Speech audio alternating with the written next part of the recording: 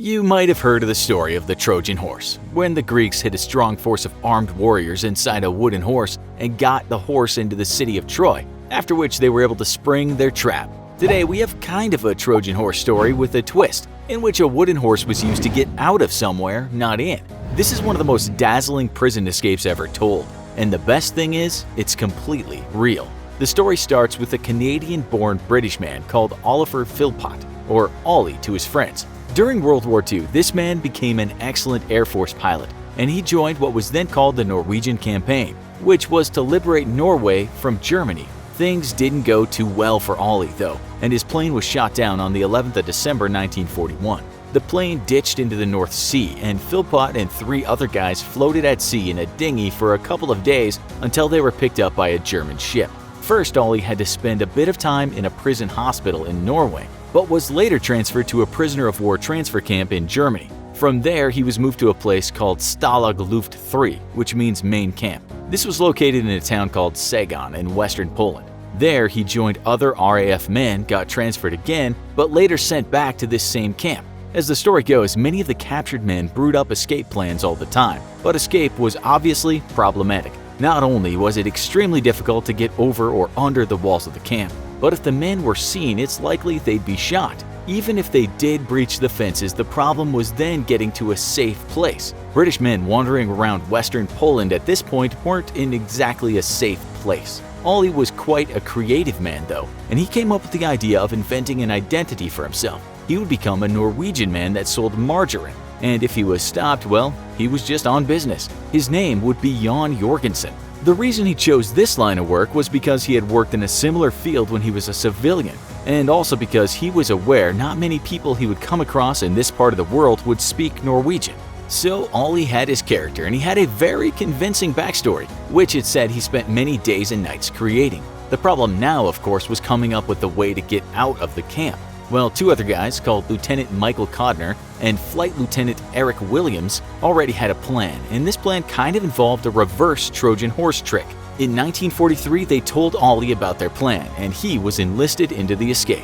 The men constructed what's called a wooden vaulting horse, a piece of equipment used to keep fit. This was then placed about 100 feet from the camp fence. Throughout the day, lots of the men would vault over this thing as part of their exercise routine, and this didn't look strange at all to the German soldiers who were used to watching these fit and strong men exercise each day. What the Germans didn't know was there was a lot going on down under that horse, because each day at the beginning of their routine, either Codner or Williams was taken out hidden inside of that horse, and they would then start digging a tunnel from underneath it. The problem with this was what to do with all the earth that was removed. That's where Ollie came in, because his job was to take what had been dug up and get rid of it around the camp. After each session of digging, the hole was then covered.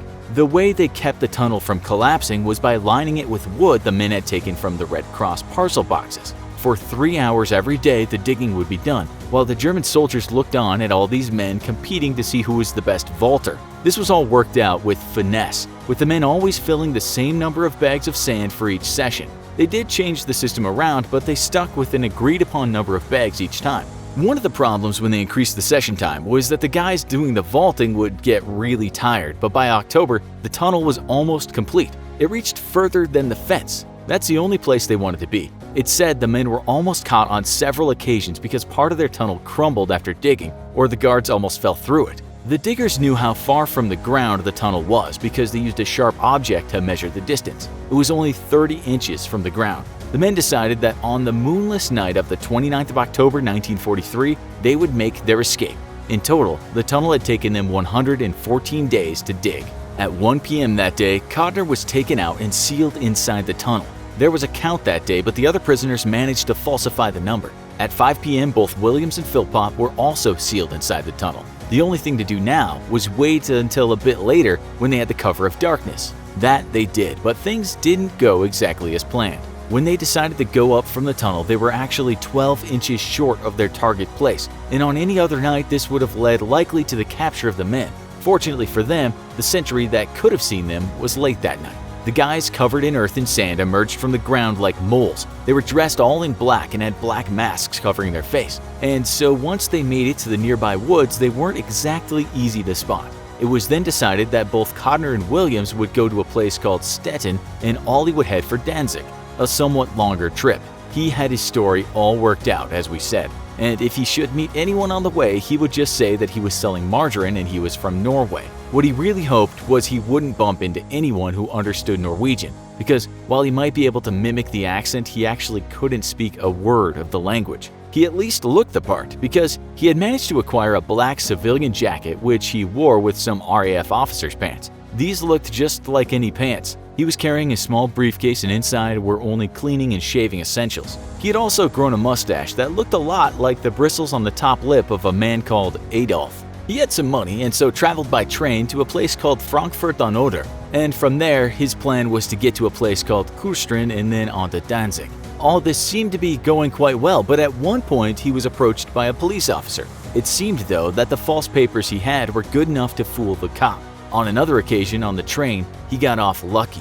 He'd fallen asleep only for the train to jolt and knock him from his seat. Without thinking, he cursed out loud, but not in German, in English. All the other passengers did though was laugh at him. So there he was, 23 hours after the initial escape in Danzig.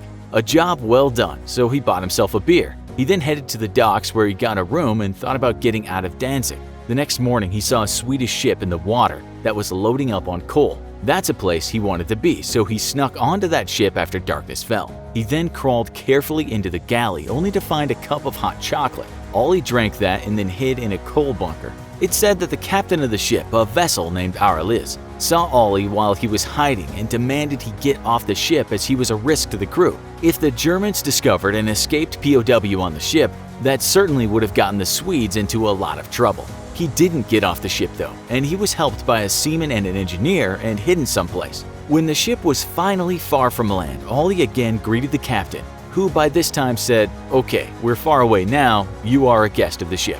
Nonetheless, when the ship arrived at the Swedish town of Södertälje, he had to spend a night in the police cells. The next day though, he was let out and he went in search of a British diplomatic office. He'd been on the road for a total of 5 days and he was met with cheers when he found safety at something called a legation, which is similar to a consulate. And guess what he found there? His two comrades, Codner and Williams, had also found safety after their journey. They too had gone to Sweden, and with all 3 men safe, their escape became known as the Home Run.